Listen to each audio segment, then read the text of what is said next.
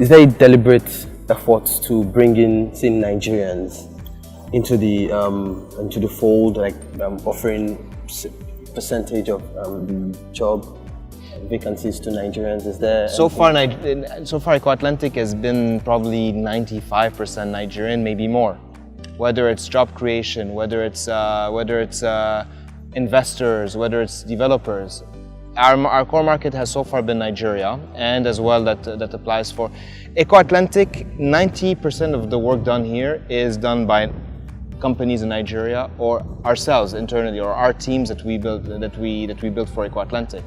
The only element, major element that is outsourced is the sea reclamation, because that's very specialized. Other than that, we produce our own concrete blocks. We even produce our concrete poles. We concrete any underground pipes. Most of them are produced in-house in Nigeria. All right, let's talk about the housing deficit. The last research figures put the deficit at 70 million thereabouts. Do you see this figure falling anytime soon?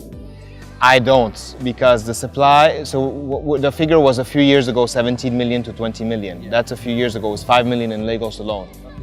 That was when the population was less than 200 million people, and when Lagos population was less than 20 million people.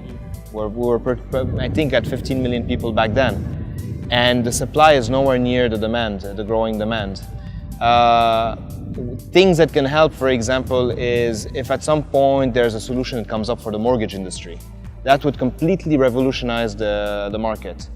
The amount of mortgages in Nigeria as percentage per GDP is tiny compared to South Africa and much, much smaller compared to the US. So we have a long way to go. If that industry, for example, kicks in, it will ease home ownership, which will then create a huge amount of construction projects throughout the country. That's for the housing deficit.